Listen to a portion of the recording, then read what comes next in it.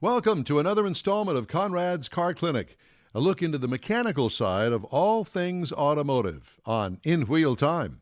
Here's Conrad DeLong. Time now for Conrad's Car Clinic.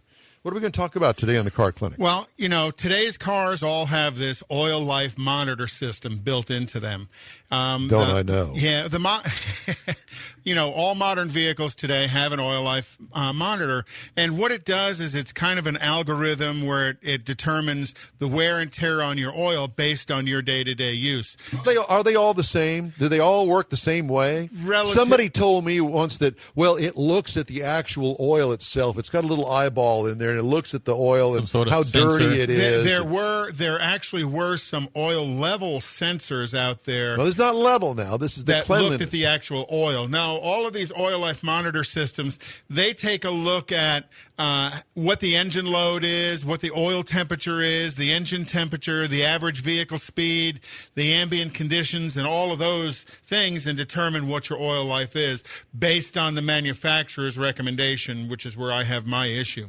And all of that information is done to calculate the oil life of the vehicle. There are some pros and cons to this monitoring system in today's modern vehicles, but if you understand the purpose of the oil life monitor is to give you the longest oil life possible based on your individual driver use. Some people have a shorter oil change interval and other people are going to have longer ones, and it all depends on your driving habits and the conditions. So if you do a lot of short runs and the car doesn't really come up to temperature, your oil life index should be shorter because you're not burning the condensated oil or water out of the oil when you're driving it. If you do longer highway runs all the time, technically your oil life index should be longer. And then built within all of them is a drop-dead time or mileage calculation. On GMs, they used to not have a drop-dead mileage interval in them, and I would see some of them at 18,000 miles calling for the first oil change. In 2011, they put a 7,500 mile. At 7,500 miles, it's going to read 0. On Ford products, it's 10,000 miles it's going to read 0 because they use a 020 oil in a lot of the Ford products unless it's an EcoBoost and it's a 530. So as they've changed the oil in vehicles and improved the quality of the oil, they'll adjust that oil life monitoring system because the 020 in Ford is a full synthetic oil. So they'll go 10,000 miles on that. But you got to remember, technology is great.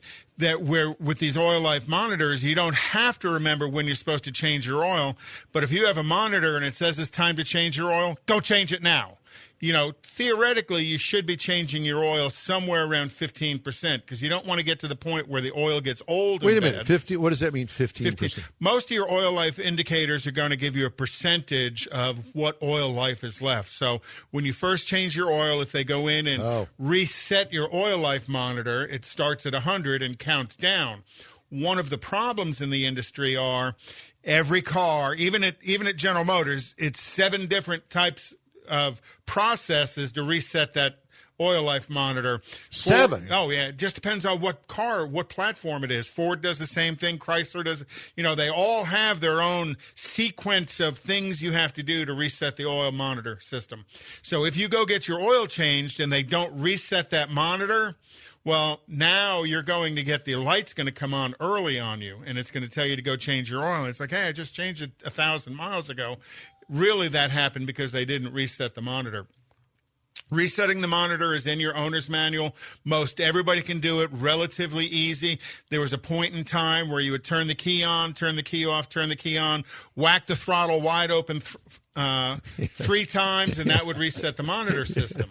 I remember that. Without the engine running. Yes, I remember that. But all of them have their own little sequence to doing it. My parting words of wisdom is when your vehicle warns you that it's time to change your oil, do it. In my opinion, the time system, if you wait on the time system, it's a little bit too late when it reads 0. And I'm a firm believer in changing on full synthetic oil every 5 to 7,500 miles, on semi-synthetic every 4 to 6,000 miles, regardless of what the monitor says. Because you're talking about, in today's cars, you're talking about basically a $10,000 engine. Does a $40 oil change done maybe a little bit more frequently give you a level of insurance to know that that $10,000 engine is going to last longer than following a 10,000-mile change interval? My opinion only, but it's mine, and I'm welcome to it. 2001 Corvette with 23,000 miles on it. I may have put 1,000 miles on it this year. I had it changed in October when I had the inspection sticker done. I'm thinking I should get it changed again. You should change it at least once a year if you do nothing else.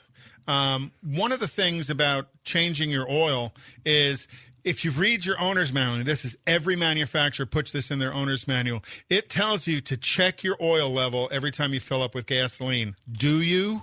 No. If you don't, with some of the oil consumption issues that are out there in the industry right now, you can run low on oil to the point where you can damage the engine, because on a 10,000-mile change interval, if it burns a quart of oil every 2,000 miles, which is an acceptable amount of oil consumption in some manufacturers, at 10,000 miles, you burn 5 quarts of oil out of the engine, and it may only hold 6 quarts of oil. You're going to ventilate the bottom end of the engine.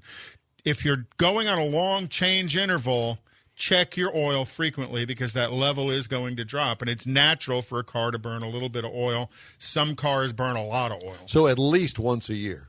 So my $100 oil change, I need to get it. Yeah, if you do nothing else, you should change your oil at least once a year if you're not putting a lot of miles. Because, I'm full synthetic. Well, and the reason behind that is the short drive, there's water that builds up inside the oil. So if you don't bring it up to temperature properly, it doesn't burn that water out. So well, obviously, we could have a lot longer conversation, but I need to take a break. Thank you. Conrad's Car Clinic is a copyrighted presentation of In Wheel Time.